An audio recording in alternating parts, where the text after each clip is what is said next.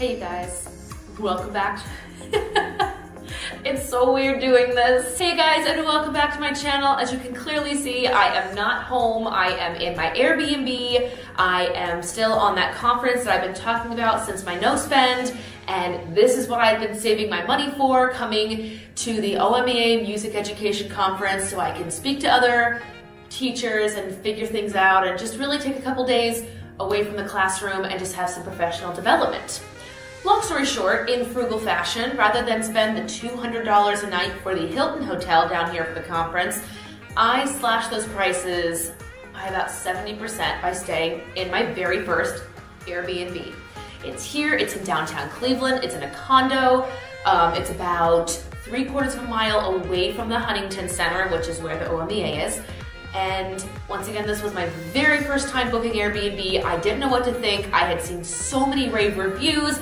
I had watched Airbnb tours on YouTube and read reviews on Yelp and Amazon and Google. Amazon? No, back that up. Just Google. I'm clearly still in this Airbnb, but I wanted to do a story time. Side note, can you do story times while you're currently in the story?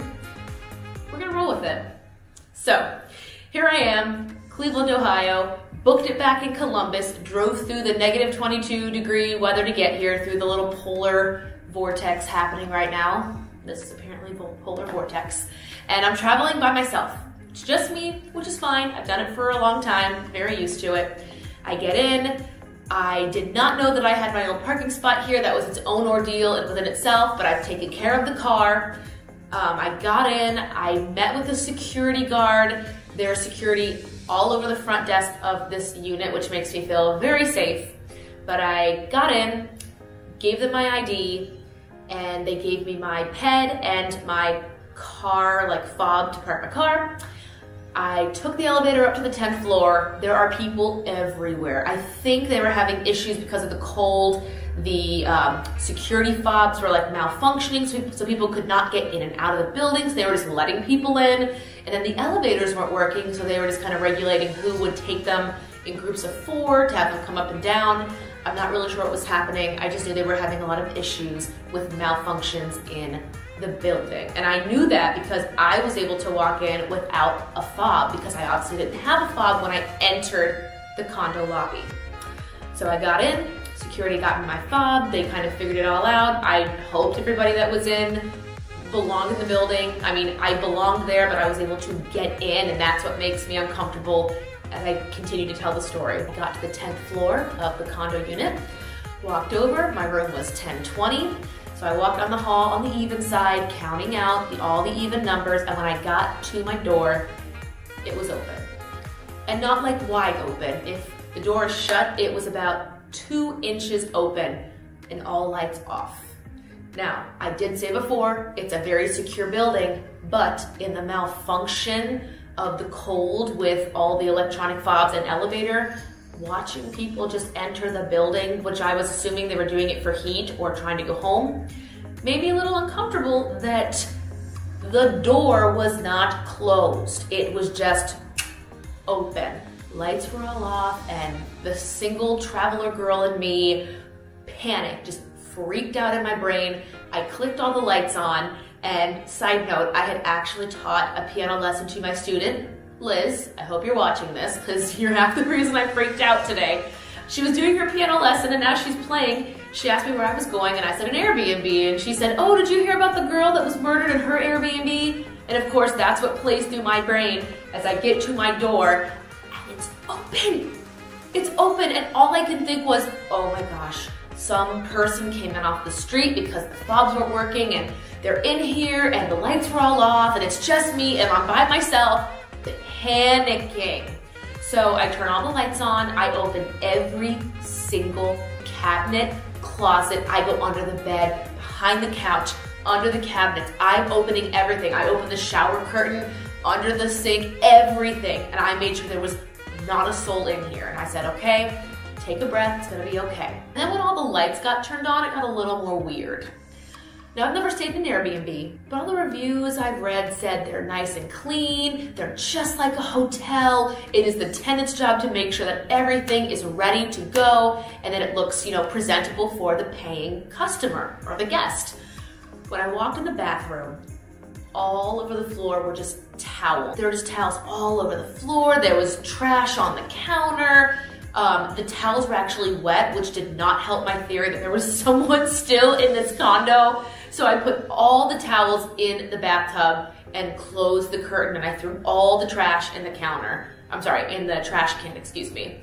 And then I walked in the bedroom and tried to click the light on. And of course, in true horror fashion, it did not turn on. I'm not joking, I clicked it, didn't turn on. So I grabbed my phone and I turned the flashlight app on. And I'm holding it up and I go and I click the nightstand light on, and there's what is that tea called? Kombucha or something, I don't remember what it's called. It's like bottles of tea and Snapple were all over the nightstand. I pulled the comforter off the bed because it was not made, just to see like, is there anything else I need to know about this room? There's tea and trash on the nightstand, the bed's not made, and I pull the comforter off and there is blood on the sheets. And that's when I went, oh, this cannot be right. This cannot be right. This cannot be the way it needs to be. It wasn't anything gory. It wasn't like murder in the condo. No, no, no. I've already made the conscious choice that I'm sleeping on that couch, because once again, I'm still in this Airbnb as I'm telling you the story. So, in my 1.5 hours of being here, the door was open. There were trash and wet towels all over the bathroom floor and blood in the bed. So I did what I thought would be respectful, especially because this Airbnb had such good reviews.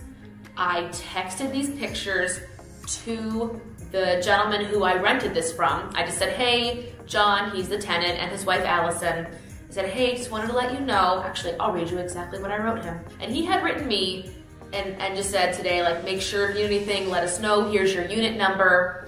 And I wrote and I said, hello, John and Allison. I made it to the condo with no problems. Upon arriving, the bathroom had trash on the countertops and wet towels on the floor. The bed sheets also had drops of blood on them. And then I included pictures to show them. I sent this 15 minutes ago, and then literally 3 minutes after I sent it, because these are time-stamped, he wrote, oh my goodness, we were traveling all day. I assumed the cleaning crew was going to come in. They probably didn't make it because of the cold weather. And then it shows on here, he sent me 100% reimbursement minus sales tax, because we can't control that. He reimbursed my entire stay. So I'm not saying anything bad about him. I do know from his profile, he's got 2 young kids. They were out of school today. And I do know a lot of places were closed, and maybe his cleaning service was as well. But first Airbnb, you know, story I figured I would share with you guys. But we're gonna make it work. It's gonna happen. I did save for this. I did pay for it, even though I'm getting reimbursed. I'm gonna put that money straight into the New York fund for March. March, I'm not staying in an Airbnb. I'm staying in a hotel called The Pod, which are all over New York, and I will actually do a tour of that.